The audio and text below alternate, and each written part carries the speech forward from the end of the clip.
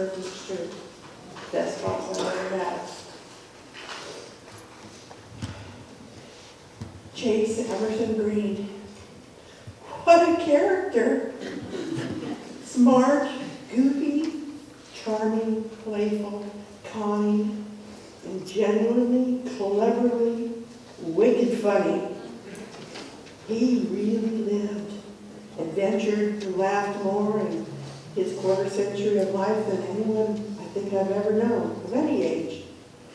He seemed to live life to the fullest. I mean, really full throttle, all in, and he never failed to share the fun.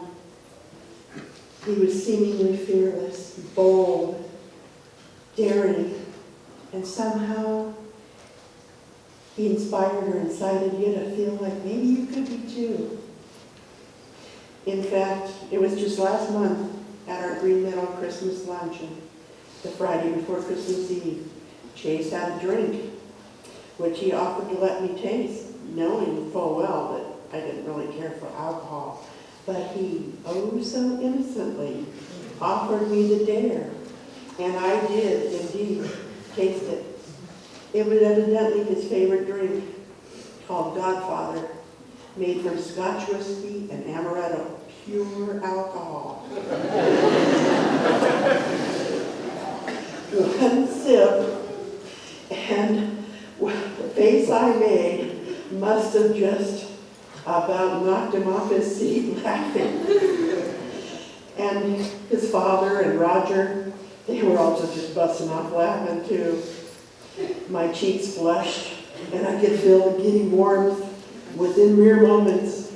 God, it tasted awful. But you know, it was worth it. Because making him laugh was like making a sun rise. Bright, warm, and golden. I have that edgy and joyful silliness to remember and treasure. And I'd like to think that in whatever years are left to me, that I will think of him if life offers me a daring adventure, great or small, and just do it. He was really becoming really skilled and creative in metalworking. His personal projects were truly different, unique and clever, zany, and with that incredibly wacky, sometimes rather twisted sense of humor. He also often brightened and lightened the days of those of us who worked with or around him. A gift of laughter he brought us just by being himself.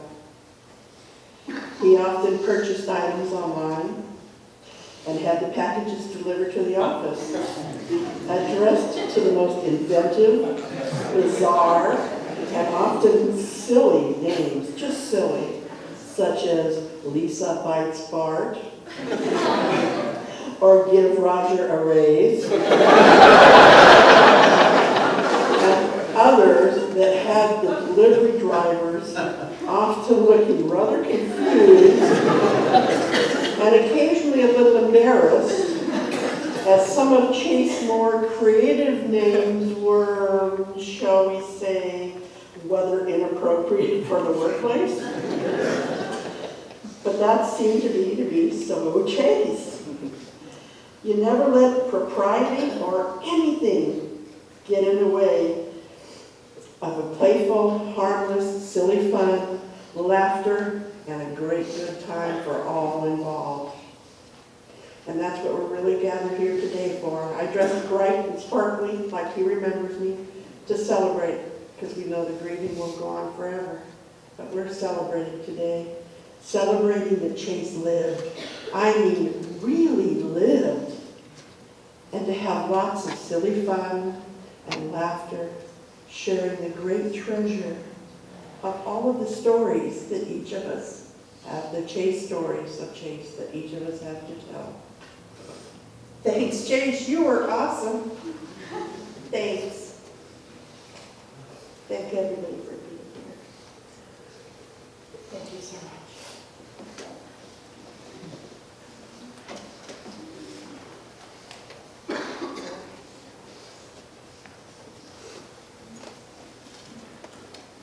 For those of you that don't know me, I'm Mike. I'm one of Chase's really good friends. I grew up and I didn't really have a good life as a child. And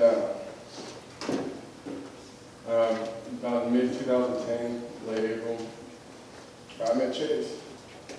And he welcomed me with open arms, and I never felt that before from a friend.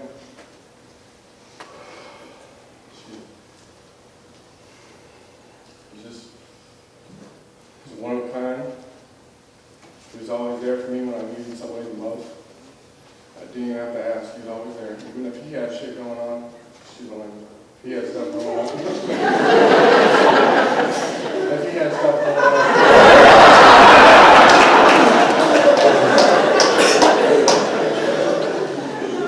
Even if he had some stuff he was going through, he was always there with open arms, open ears, and he was always there to give me some type of insight on whatever I was going through.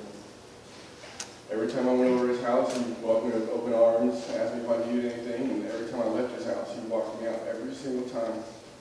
And I'll never forget that. The way I was raised wasn't very ideal, but I can say Chase and Elena, both of them changed my life drastically. They introduced me to their family, which is something I've never seen before. And I love every one of the Greens. You guys are amazing. I'll never forget about any of you guys and anything. Oh man, I'm sorry, thank you.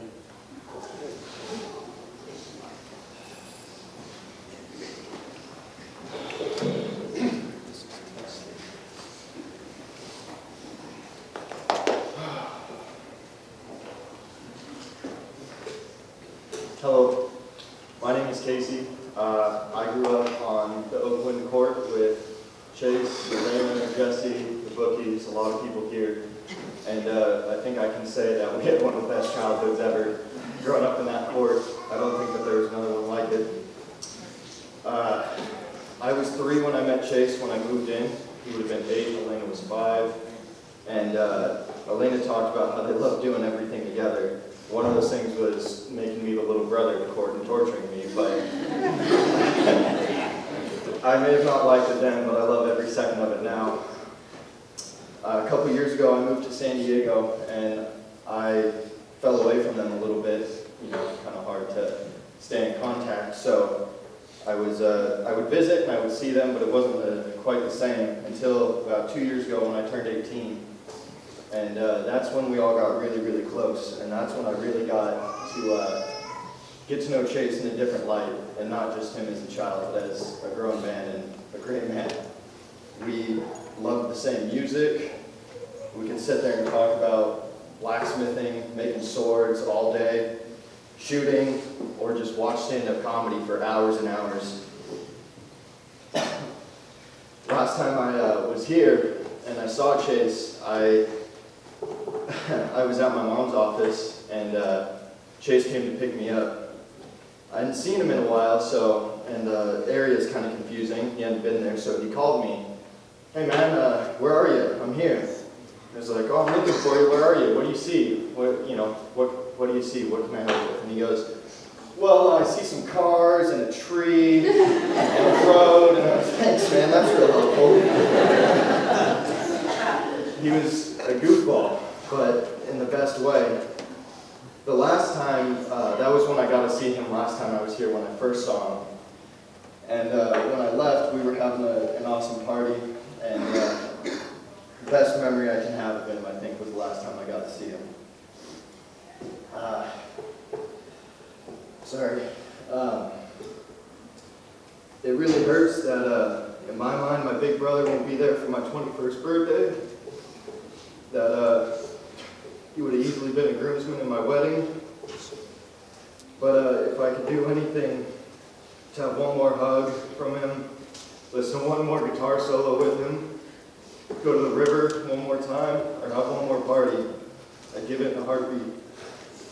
The biggest thing that I've had time to think about being in San Diego for the first couple days when I found out was being alone with nobody else, as some of you might have felt who are from out of town, not knowing anybody around you that really cared about him the way you did, or knew him the way you did. That was really hard for me. out here and I got to be around all of his best friends and the people that I've spent so much time with him together with these last couple of days, and I realized the loss wasn't so much from us, I think, as much as the people in San Diego that never got a chance to meet him, that never got a chance to laugh and understand why it hurts so much and why we're all here praising such a great guy. Thank you very much. Wait. Now, Casey was there the other night, and so I asked him a question. I said, so Casey, did you ever kiss Chase? Only once!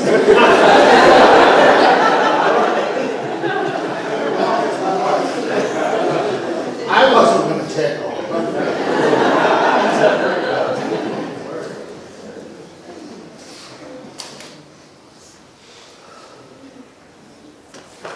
I'm Jesse. I'm Kyle Durham. We grew up with Chase on Oakland Court. We didn't rehearse this. So bear with us. He was my very first friend in Sacramento. He was my oldest friend. I wish I could pinpoint one memory, but there's so many. I could bore you guys for hours for everything that we did growing up. And for me, he was the other little brother I didn't want. didn't know that I needed. For my parents, he was another son, countless sleepovers. I mean, sometimes I'm sure you guys felt like he was at our house more than at your own, but at the same time, we were over all the time too, swimming. And of all the memories, I have one that I think pinpoints the personality of Chase perfectly. It was one of those sleepovers. I was about 17, had my driver's license. I was a senior in high school, feeling like a hot shot. And Chase was over, and our friend Rob, and they wanted to go to Winco to get candy. I didn't have a car yet, so my mom said I could take them though in her red Ford Explorer, and we jump in. My brother shotgun, Rob in the middle, and Chase jumps in the back, very back seat. Not even sure he was buckled. And we're making the left on Kenneth on the greenback. It had rained earlier, and I felt the back end break loose. And this is the first time a lot of you are actually hearing this story. So I'm always crashing the car.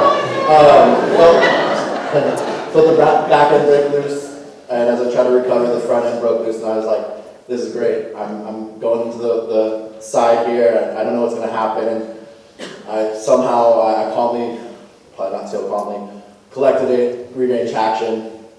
After some swerving, I stayed on the road. I'm making sure everyone's okay, and from the back seat I hear, let's do that again.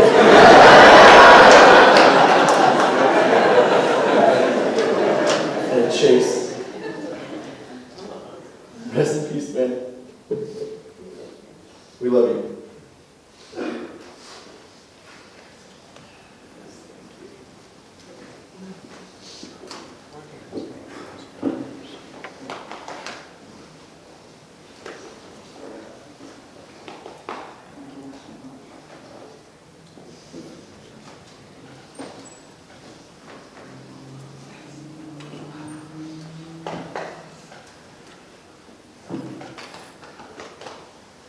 Most of you don't know me. My name is Chris. I started back at Green Mem on 19 April of 2016. I didn't know anybody except Roger and Harry. And Roger says, well, you're going to work with Chase. And I said, okay. Chase is 25. I'm in my 50s. I don't know anybody. So first day you have to have your manners. And Chase comes out of the bathroom. He has his eyes crossed with his pants unzipped.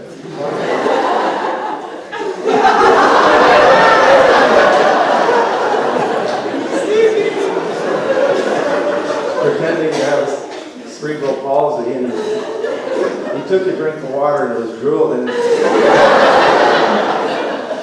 He looks at me cross-eyed and says, can you help me zip up my mom?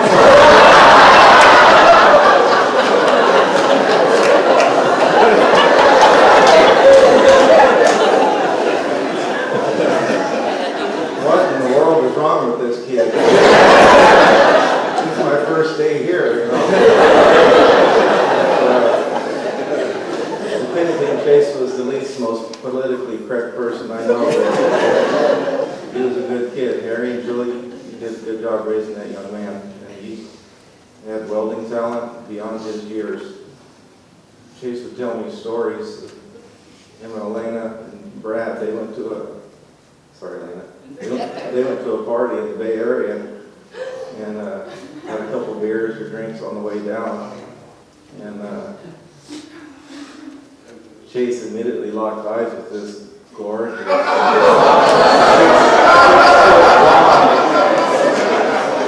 nice body, you know, and they were dancing and there was some attraction between them, and it got hot inside, so they went out, and so Chase said, you know, how you doing? My name's Chase, what's your name?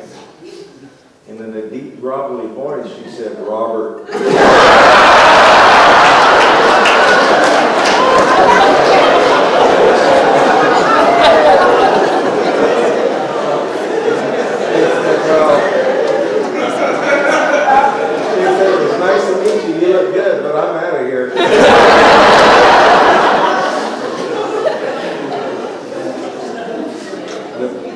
Chase would pull at work. I'm sure Ron's here somewhere.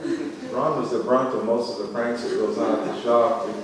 Chase would rig the sprayer in the bathrooms. When you turn the water on, it'd give you a nice blast of water, and Ron would immediately be on the bread blender because he was so pissed off at Chase. Chase always said, if you can't get a laugh at someone else's expense, then, you know, what good is it? Elena, I know Chase talked to you about you all the time. You're his best friend, his best riding buddy. I know your guys' secret. The high five and the bump thing. So, next time you go to Coos Bay, grab another gear because Chase will be right there with you.